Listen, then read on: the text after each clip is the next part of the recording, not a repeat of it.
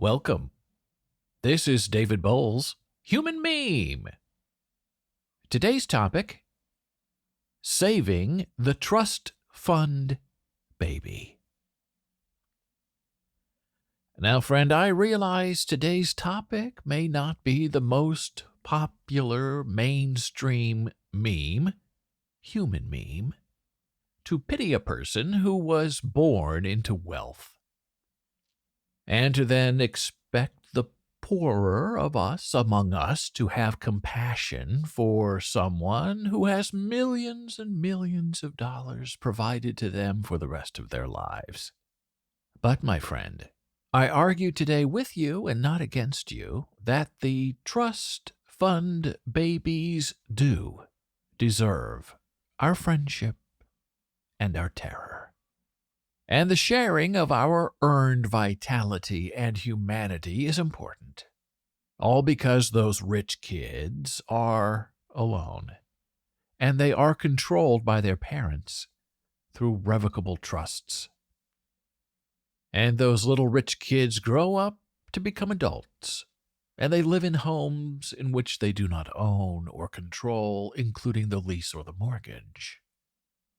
And those kids, grown into lost adults, bodies without purpose, who bide their time until the age of acquiescence, 18 years, 21, 35, or maybe never.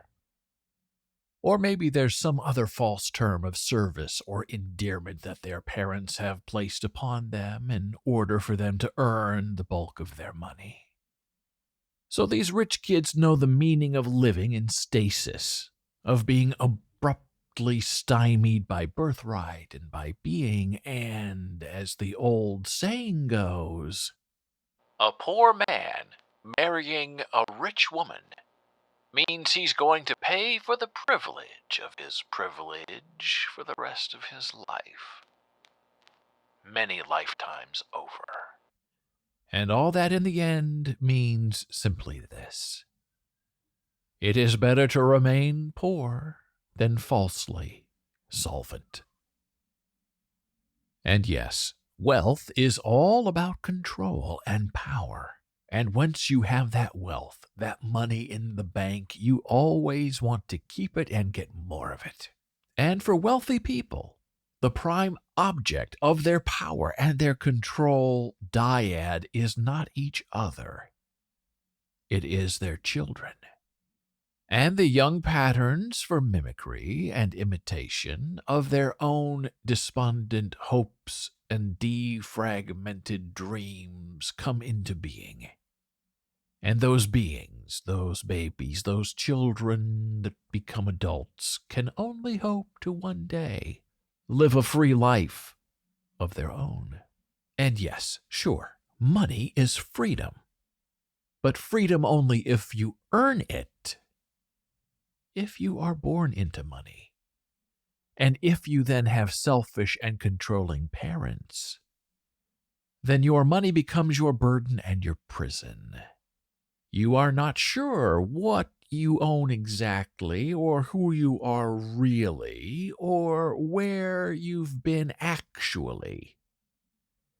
You've only served your life as your parents paid for performing puppet on display for yearning and isolation, until you become profitable enough as a prop in examples to others who are not as wealthy as you, and you prove yourself against the power of the original fornication.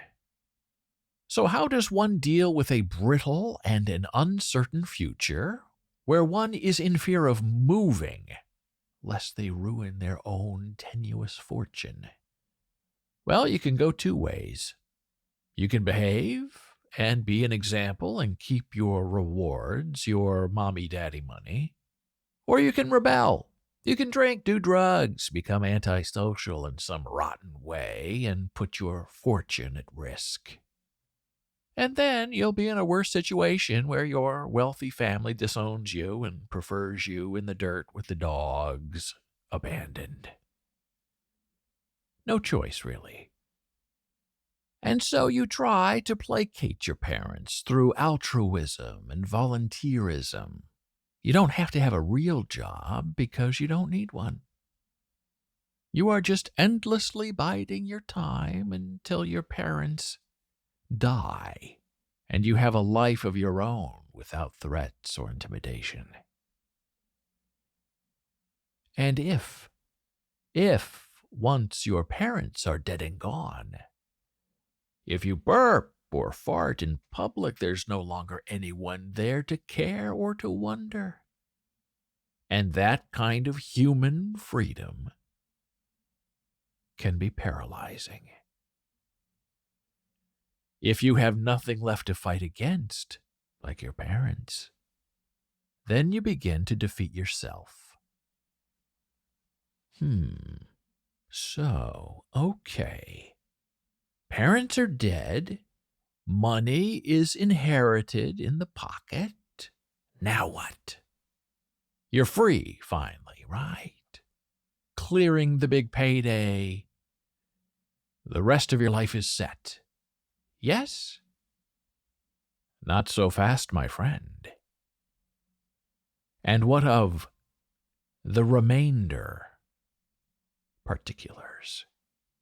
Child or not, married or not, forced into a marriage, are you yet to be paid for your offspring?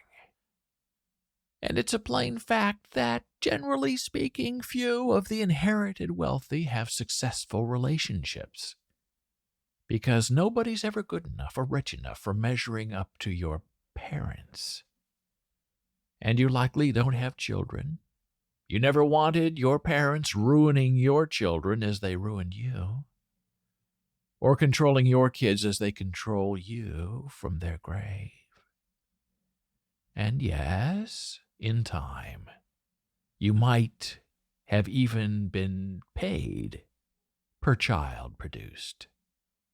But that certain deal is usually reserved for those who decide to play along with the moneyed husbanding cult while living alone with others.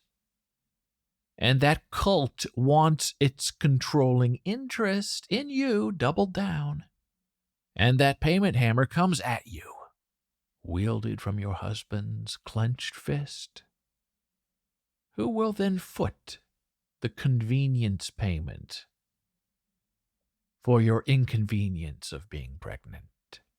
And in the end, every live birth you produce is worth $5 million in your private, untouchable bank account. And your husband has replaced your narcissistic mother and your controlling father with himself. And it is your children who will suffer.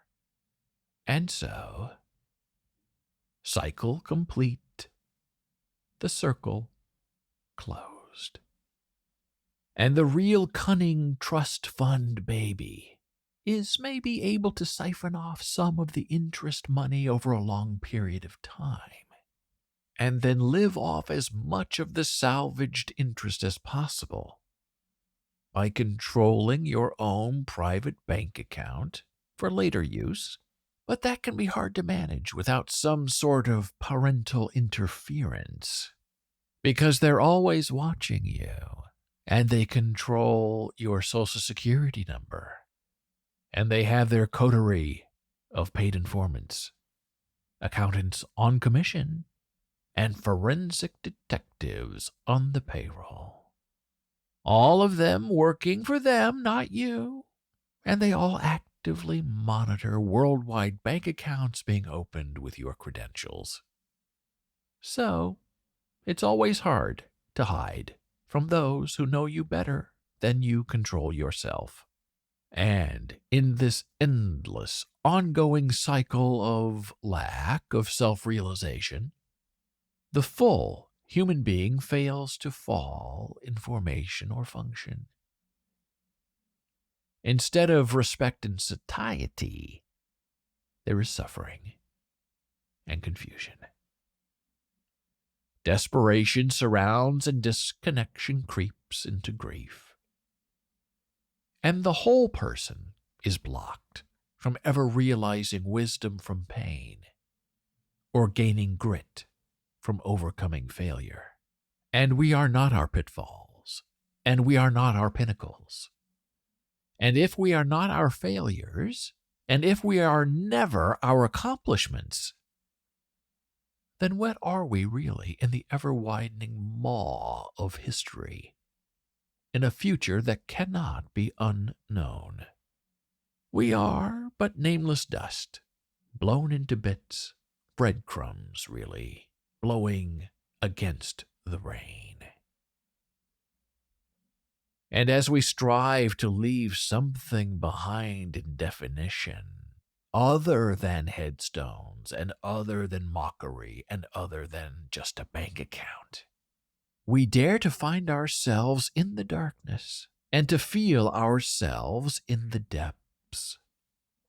For it is there, alone, that we are able to explore what our parents never wanted us to know by ourselves. And we are left alone to discover what it means to be self-realized and self-reliant. And you cannot get into that murky muck if you start spinning in the world with every little bit of silver luck stuck in your toes, and every microbial troy ounce of gold suckered into the marrow of your bones. For knowing the world, knowing thyself, demands a rise from something, anything, a rise from the impoverished and the barren. But only you know where that suffering begins and ends, and only you know that it always ends with you.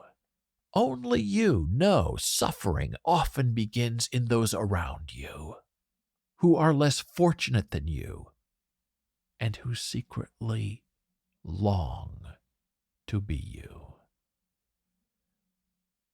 To be you, with all your ugly faults and deceitful DNA, and your warped wishes and your drastic demons. They secretly long to be you because they know what you know. The known is always better than the invisible. Thank you for listening. Be a human meme.